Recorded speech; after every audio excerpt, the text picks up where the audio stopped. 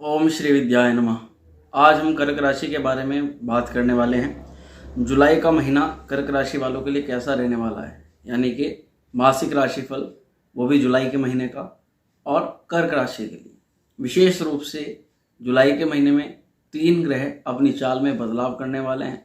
वैसे मुख्यतः हर एक ग्रह अपनी चाल में निरंतर चलता रहता है, परंतु 3 मुख्य ग्रह ऐसे हैं जो कि इस महीने यानी कि जुलाई के महीने में राशि परिवर्तन या नक्षत्र में संचार करने वाले हैं, जिसका सीधा सीधा असर जो भी जुलाई के महीने में क्या कुछ परिवर्तन है वह आपको आज के वीडियो में बताया जाएगा। साथ में अगर घटनाओं की बात करें तो हमने लगभग आज के वीडियो में कुल 13 घटनाएं सेलेक्ट करी हैं जो कि कर्क राशि वालों के जीवन में हो सकती हैं, यानी कि 13 मुख्य ऐसे कार्य हैं जो कर्क राशि वालों के जीवन में ग्रह गोचर के आधार पर ग्रहों की दशा के अनुसार से हो सकते हैं। अब यहाँ पर जुलाई का मासिक राशिफल क्या है, मंथली हॉरोस्कोप क्या है, इसी के बारे में आपके हर एक क्षेत्र पर चर्चा होगी।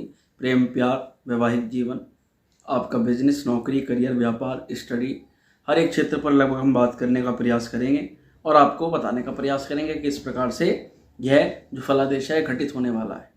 अब देखिए, कर्क राशि वालों के लिए मुख्य योग कारक ग्रहों की अगर बात करें तो बृहस्पति, मंगल और चंद्रमा, ये सबसे ज़्यादा योग कारक ग्रह होते हैं। इसके अलावा सूर्य महाराज भी, और कहीं कहीं देखा गया है कि शुक्र महाराज भी कई हालातों में अच्छा फल करने लग जाते हैं कर्क राशि वालों के लिए। अब यहाँ पर हम ग्रहों की स्थिति को देखें कि जुलाई के महीने में कौन कौन से बड़े ग्रह परिवर्तन कर रहे हैं। तो उससे पूर्व मैं आपको बताना चाहता हूं कि जो भी माँ श्री विद्या त्रिपुरा सुंदरी शक्तिपीठ मंदिर के यूट्यूब चैनल पर पहली बार आए हैं, यानी SVTSS पर आए हैं, वे चैनल को सब्सक्राइब कर बेल आइकन को प्रेस कर लें। साथ में किसी भी प्रकार की परेशानी या जनपत्रिका परामर्श के लिए आप नीचे दिए गए नंबर पर व्हाट्सएप मैसेज या कॉल कर सकते हैं। निसंदेह आपसे बात हमारी आसानी से हो जाएगी।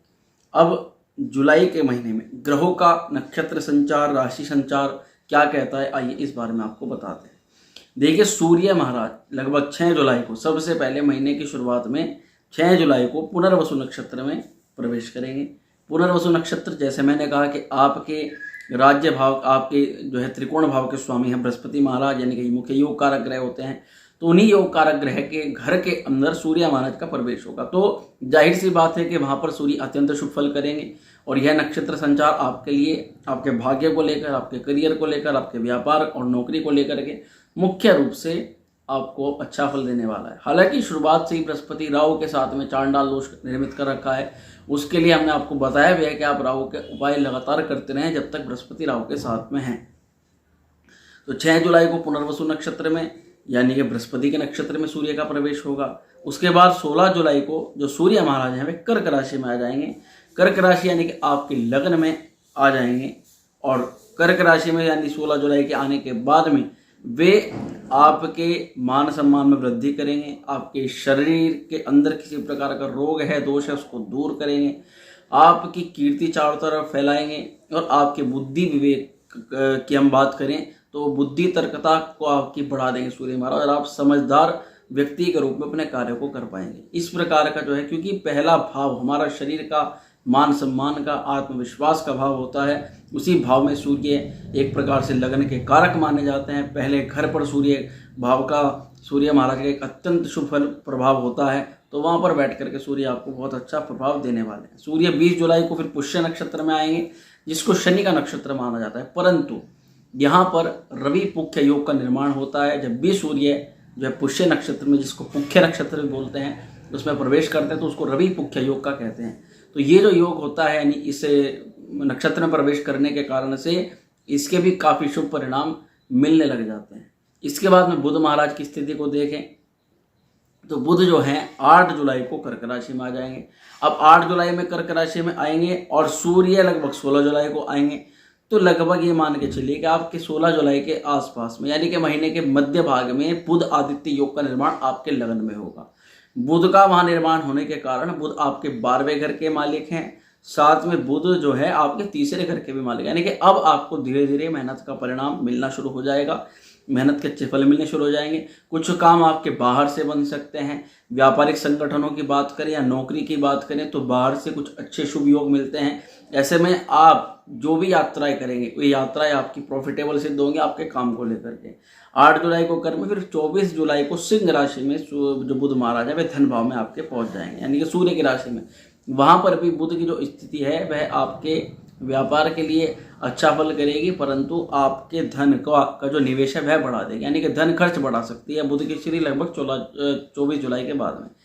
बुध 20 जून को फिर अस्त हो चुके हैं, पहले ही पता है कि जो बुध महाराज 20 जून को अस्त हैं, और 12 जुलाई को फिर वे उदय हो जाएंगे। यानी अब यहाँ पर मुख्य रूप से देखें तो महीने का जो मध्य भाग है वह करियर को लेकर, धन संचय को लेकर के, शारीरिक रोग निवृत्ति के लिए, आत्म मान सम्मान के लिए जो है बहुत अच्छा जो है दिखाई दे रहा है। बीच का जो भाग है ये ग्रहों की स्थिति बड़ी अच्छी दिखाई देती है, परंतु अब इसमें शुक्र को देखें तो शुक्र लगभग 6 जुलाई को सिंह राशि में प्रवेश करेंगे, यानी अब तक ये लग्न में है और लगभग 6 जुलाई में ही ये सिंह राशि में आ जाएंगे, आपके धन भाव में आ जाएंगे, और फिर 13 जुलाई को वक्री हो जाएंगे धन भाव में। तो लगभग 13 जुलाई के लगभग 23 जुलाई के बाद हमें शुक्र की वक्री स्थिति के कारण से थोड़ा सा यह कह सकते हैं कि जो धन आगमन होगा वह कुछ देरी से हो सके, या धन आगमन में किसी प्रकार की समस्या हो सकती है, या प्रॉफिट जहाँ से जल्दी आना हो वहाँ पे कुछ डिले हो जाए या कुछ टाइम बाद प्रॉफिट आए, ऐसा हो सकता है। परंतु ऐसा नहीं है कि धन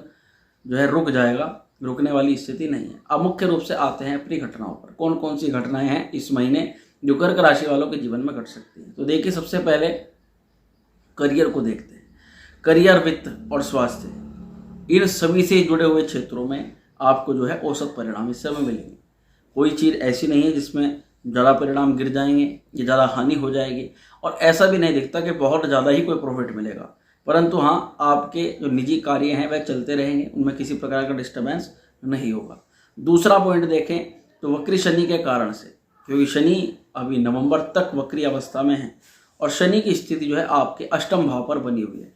हालांकि मैं आपको बताऊं कि अष्टम भाव में शनि वक्री को अष्टम भाव के कारक माने जाते हैं, और अष्टम भाव में शनि वक्री होने के कारण से वे सप्तम भाव का भी फल करेंगे, यानी कि आपको सप्तम भाव पर भी मकर राशि है। और कर्क वालों के लिए थोड़ा सा ये सावधानी है उनके पार्टनरशिप के व्यापार को लेकर और पार्टनरशिप को लेकर, तो उसमें थोड़ा सा आपको सावधानी रखनी है। कोई ऐसे में किसी प्रकार का बड़ा निवेश नहीं करना है, इस चीज़ का ध्यान रखना है। नौकरी में किसी प्रकार का दबाव महसूस हो सकता है वक्री शनि की अवस्था के कारण, क्योंकि अष्टम में शनि वक्री की तीसरी दृष्टि जो है आपके दशम भाव पर जाती है, जो कि नौकरी का, व्यापार का, व्यवसाय का मुख्य कारक होता है। तो कहने का मतलब यह है कि शनि की दृष्टिपात के कारण से आप काम को खुल के नहीं कर पाएंगे, अपनी मन मर्जी के अनुसार नहीं कर पाएंगे। ऐसा महसूस कर सकते हैं कि किसी के दबाव के चलते हमें कार्य को करना पड़ रहा है, और परंतु ये समय अवधि कुछ समय के लिए रहेगी, इसलिए आप इसमें भी ज़्यादा चिंतित न हो तो ही अच्छा रहेगा। अब देखिए, बृहस्पति की स्थिति को समझते हैं। जो फोर्थ पॉइंट है हमारा आज का, गुरु बृहस्पति की जो स्थिति है वो अच्छी और बेहतर रहने वाली है। किसके लिए? नौकरी तलाशने वाले व्यक्तियों के लिए, क्योंकि इस समय जो है बृहस्पति महाराज आपको नए अवसर प्रदान कर सकती है।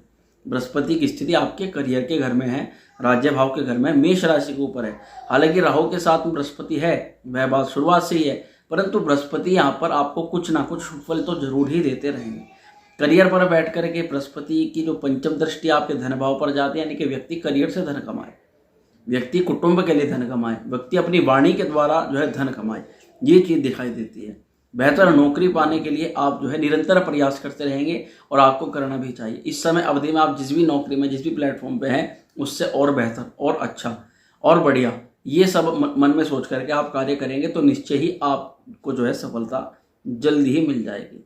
मैंने कहा कि पार्टनरशिप वाले व्यक्तियों को सतर्कता की जरूरत बहुत ज़्यादा है, क्योंकि अष्टम भाव में शनि वक्री सप्तम का भी फल करेंगे। सप्तम जो कि पार्टनरशिप का भाव माना जाता है, इसलिए वहाँ भी आपको जो है बहुत ज़्यादा ज़रूरत है ध्यान देने की।